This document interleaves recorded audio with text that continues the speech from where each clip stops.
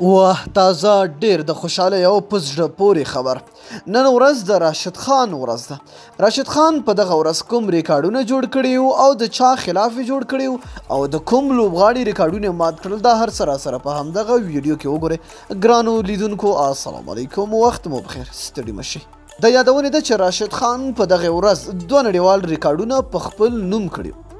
افغان لوبغاړی راشد خان د 2018 زیږدیز کال مارچ میاشت په 25مه نیټه په نړیواله کچه لومړنی چټک او تر ټولو ځوان لوبغاړی شو چې په کم اوس یعنې 450 نړیوالو سیالیو او د نورو نړیوالو لوبغاړو په پرتله یې په کم عمر یعنې 19 کلنۍ کې 100 وکټې پوره کړي.